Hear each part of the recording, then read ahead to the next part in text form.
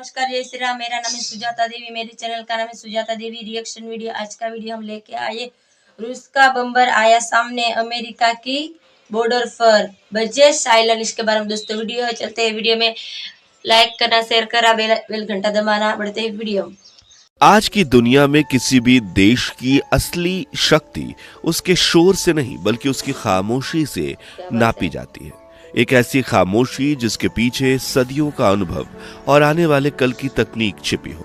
और इस खामोशी का सबसे बड़ा उस्ताद है रशिया, एक ऐसी सैन्य महाशक्ति जिसका जिक्र आज भी दुनिया के सबसे ताकतवर मुल्कों की बैठकों में फुसफुसाकर किया जाता है। कोल्ड वॉर के दौर से लेकर आज तक रशिया ने दुनिया को बार बार दिखाया कि वह हमेशा एक ऐसी चाल चलने के लिए तैयार रहता है जिसकी उम्मीद किसी को नहीं होती। एक तरफ जहां अन्य देश अपने हथियारों का प्रचार करते हैं, वहीं रशिया अपने सबसे विनाशकारी अस्त्र को पर्दे के पीछे तैयार रखता है।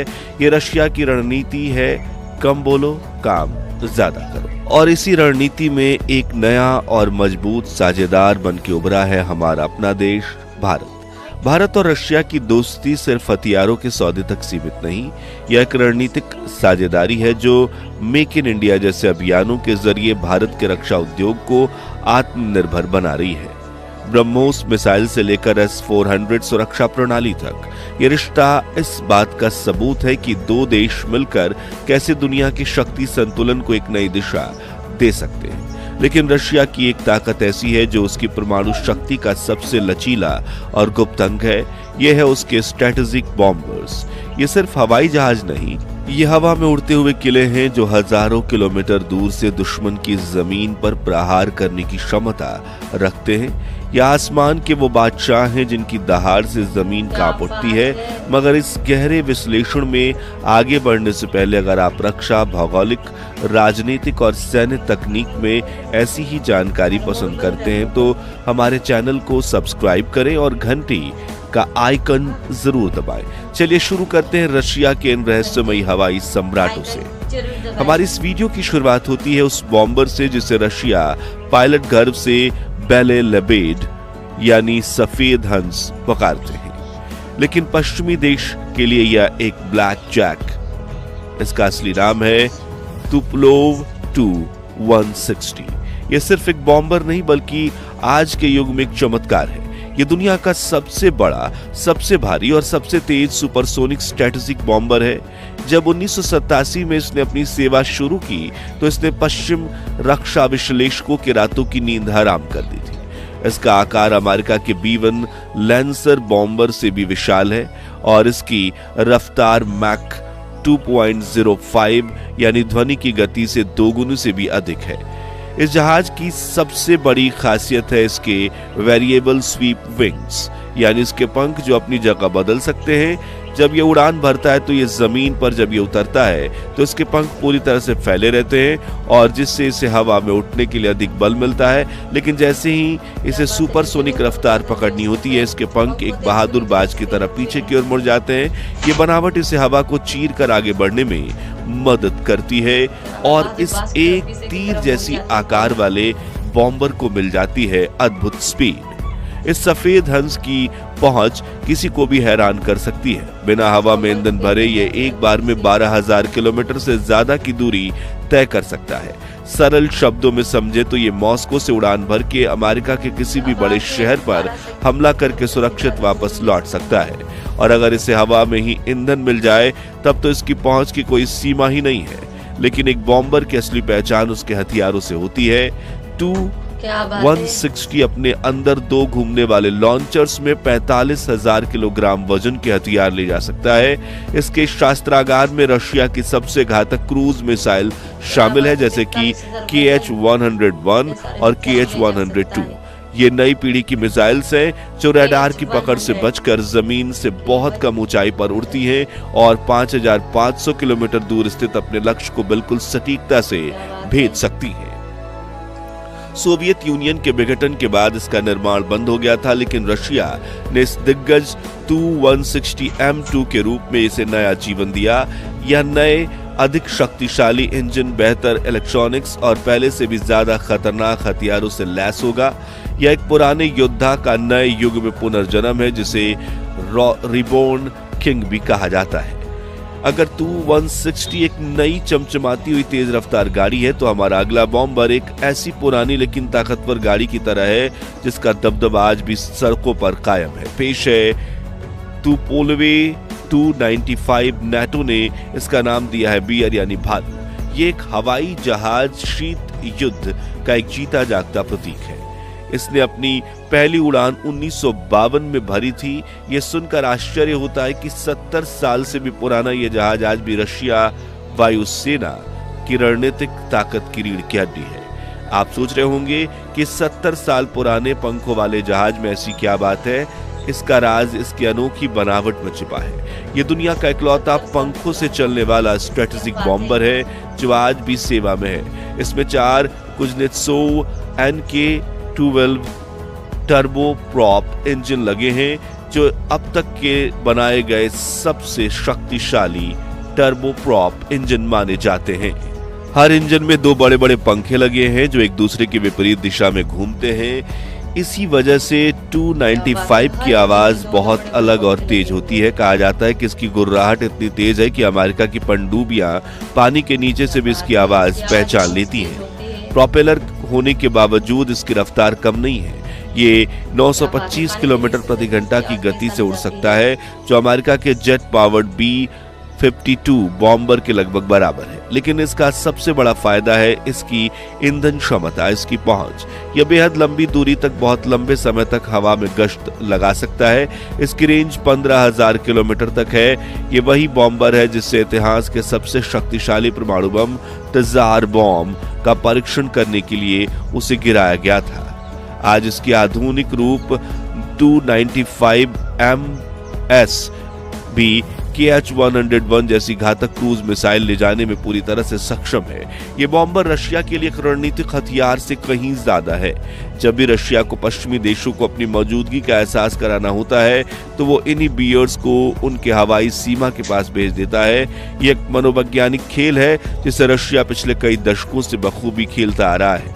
अब हम बात करेंगे एक ऐसे बॉम्बर की जिसका मुख्य शिकार जमीन पर नहीं बल्कि गहरे समुद्र में तैरता है। ये है तुपोलेव Tu-22M3 जिसे नाटो बैकफायर के नाम से जानता है।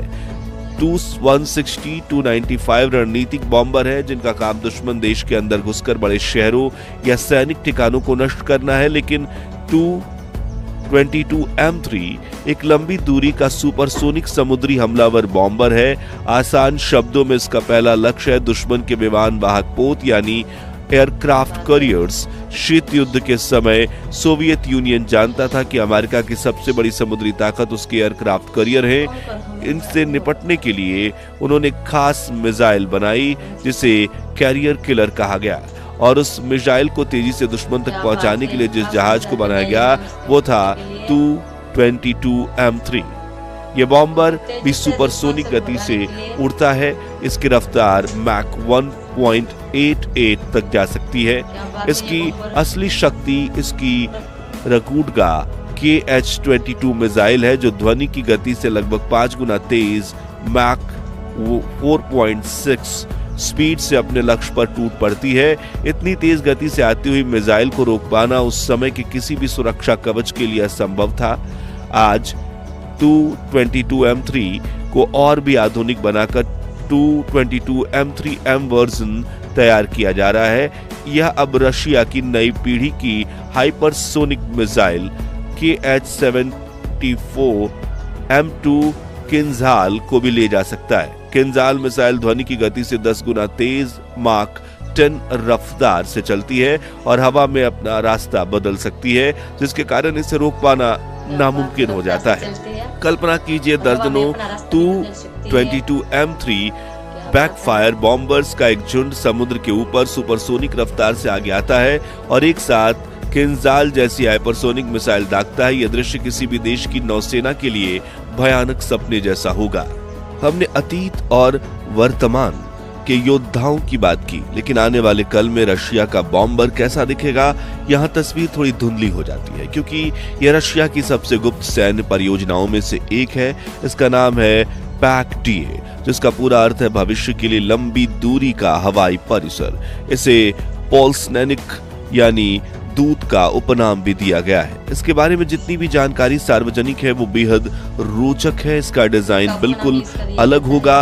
ये एक फ्लाइंग विंग डिजाइन पर आधारित होगा, ठीक अमेरिका के B-2 स्पिरिट की तरह। इसका अर्थ है कि इस जहाज के पीछे की तरफ कोई दुम नहीं होगी।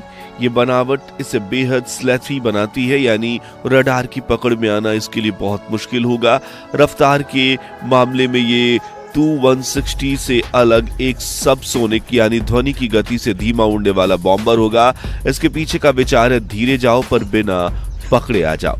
छिपने की क्षमता ही इसकी सबसे बड़ी रफ्तार होगी। यह बॉम्बर रशिया के सबसे आधुनिक हथियार ले जाने में सक्षम होगा, जिसमें लंबी दूरी की क्रूज मिसाइल्स और सबसे खास हाइपरसोनिक हथियार शामिल होगा। इसका काम होगा दुश्मन के सबसे मजबूत हवाई सुरक्षा तंत्र के अंदर प्रवेश करके उनके सबसे महत्वपूर्ण ठिकानों को नष्ट करना। ये सब कुछ बिना कोई सुराग छोड़े। पैक्ड डे अमेरिका के B-21 और को रशिया का जवाब है, और यह दिखाता है कि रशिया अगले 50 सालों के लिए अपनी रणनीतिक योजना तैयार कर रहा है।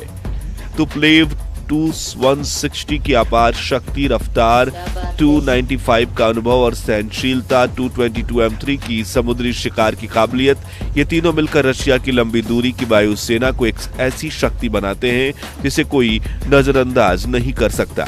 ये बॉम्बर सिर्फ युद्ध के हथियार नहीं, ये विश्व राजनीति की शतरंज पर रशिया के सबसे मजबूत मोहरे हैं, जो शांति कायम रखने के लिए शक्ति का संतुलन बनाए रखते हैं। और जब हम इस ताकत को भारत और रशिया की गहरी दोस्ती के चश्मे से देखते हैं तो एक नई ही तस्वीर बनती है। तकनीक का हस्तांतरण, संयुक्त उपक्रम और रणनीतिक एकता, यह सब इस बात का संकेत है कि आने वाले समय में इन दोनों देशों की मित्रता के लिए भी महत्वपूर्ण होगा। क्या पता भविष्य में इन्हीं बॉम्बर्स की तकनीक का कोई अंश हमें भारत और रशिया की संयुक्त रक्षा अभियान में देखने को मिल जाए।